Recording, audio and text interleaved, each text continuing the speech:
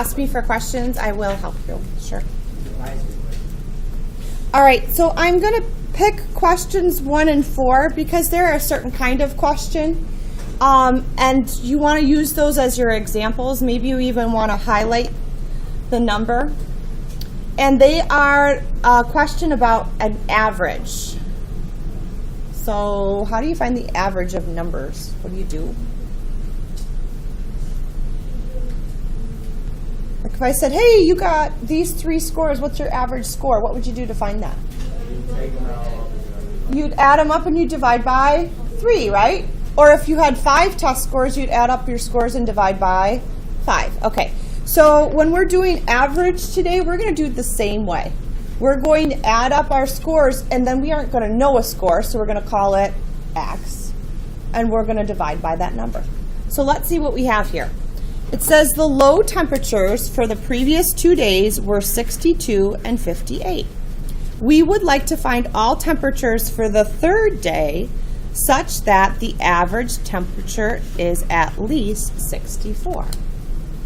Okay, I am going to call X the temps for the 3rd day.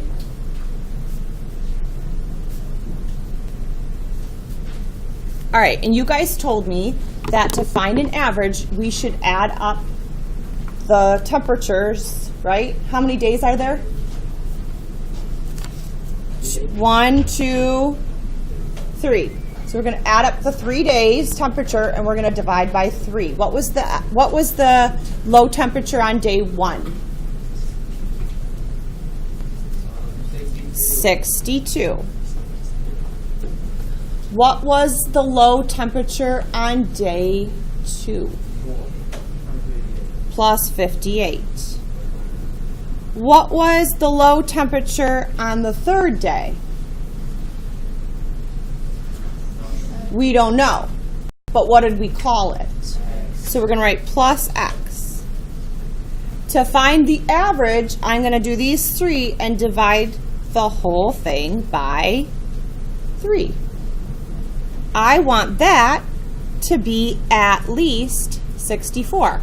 I want the average to be, here's my average, at least. What symbol am I going to use for at least?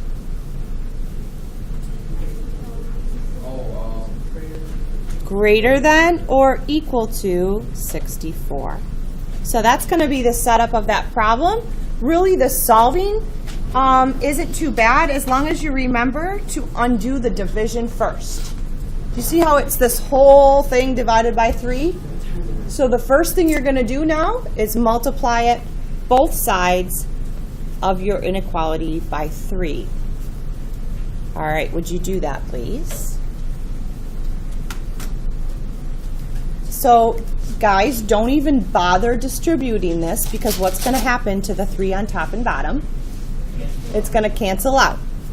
So on the left side, what I have left is 62 plus 58 plus X is greater than or equal to. This does not cancel out. What is 64 times 3? Okay. Now it becomes a pretty simple one to solve. Aren't these like terms? 62 plus 58. What is 62 plus 58? So 120 plus X is greater than or equal to 192. And finally, what should I do to both sides? Subtract 120. Now this is the important part. We want to write it as an inequality. X has to be greater than or equal to, what's 192 minus 120? 72. So what could the temperatures on the 3rd day be? 72 or higher, or you could say at least 72 degrees.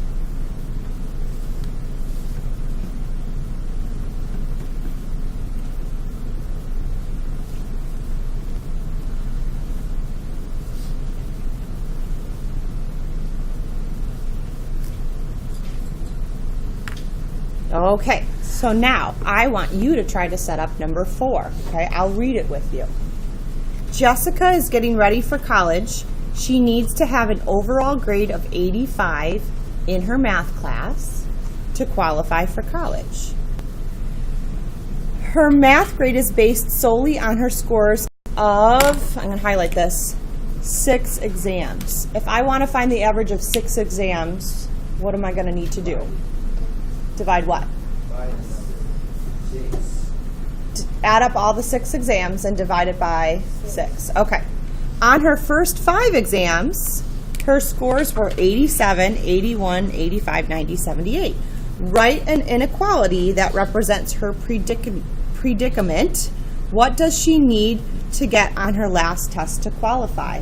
Let's call X her 6th score.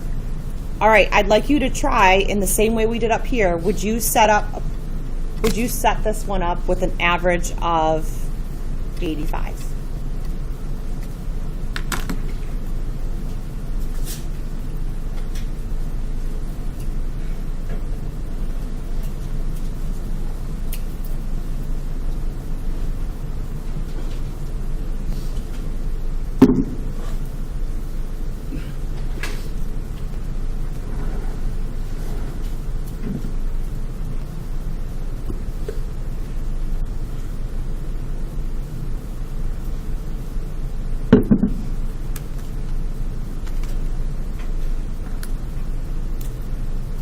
Who thinks they have it and would like to share?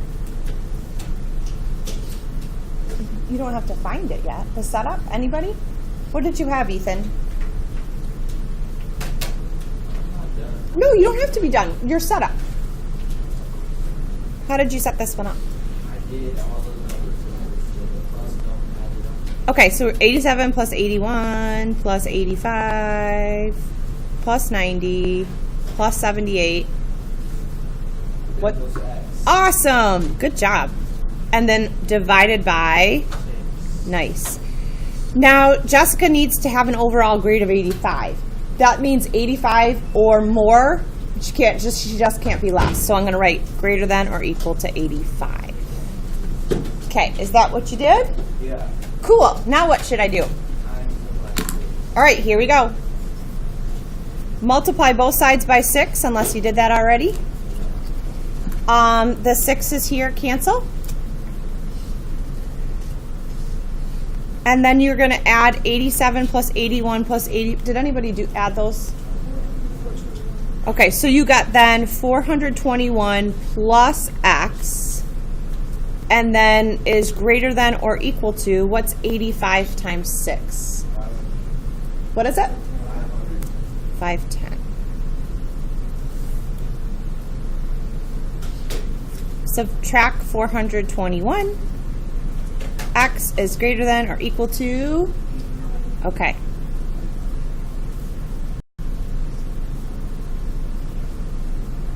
She must get at least an 89. Now, what if I got this and the answer was greater than or equal to 105, for instance? Then she's out of luck, isn't she? So sometimes that happens. Like, I'll have students around exam time and they'll say, what do I need to get an A in the class? And we'll figure it out, and it's like 130, and you're like, okay. Now let's figure out what you need to do to maintain your B. Okay, so that's what a number outside, you just kind of have to think about what that means. So is this possible? Yep. But if it was over 100%, wouldn't be possible unless there was extra credit.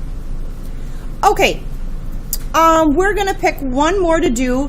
These are the average ones, but so remember, highlight these or write the words average so that when you run across these on your homework today, you know how to set those up. And then I want to do 2 or 3. They're both equally, they're kind of the same problem. Okay. Jennifer wants to purchase rice, $14, and cold drinks, $10. She spends the rest of her money on pizza. She has $60 to start. Each pizza costs $4. How many pizzas can she get? Well, these are like to say, like how I'm adding up a bunch of things and I have to stay within my price range, okay? How much money does Jennifer have? $60. That means what she spends, I'm going to write here, what she spends has to be less than or equal to 60 because she doesn't have any more money. Okay? So let's write down all of the things she spends her money on. Interesting combination of things, huh?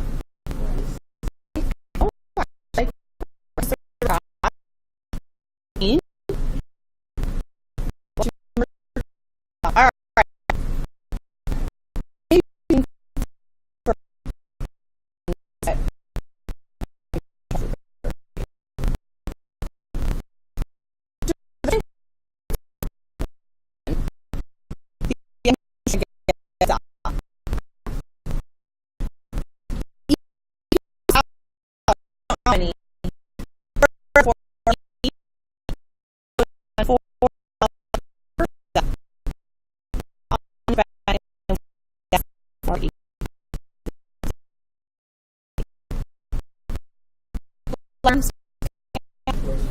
14 and 10 plus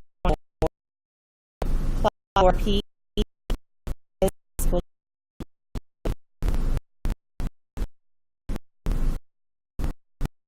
minus 24. Good. So p is less or 36.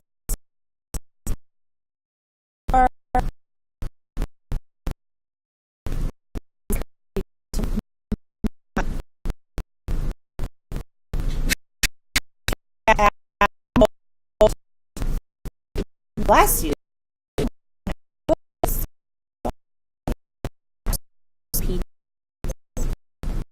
Now,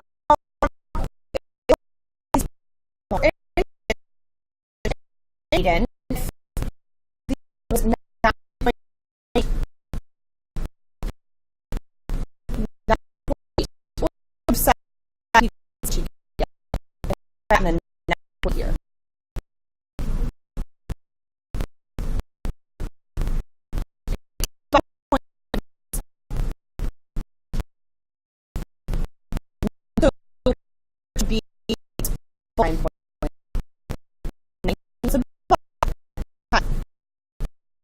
which 9 or some of you are 10 because 9.8 rounds. She bought 10 pizzas. This is a case where you always write down.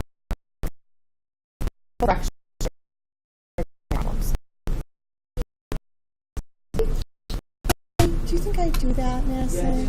Oh, you guys.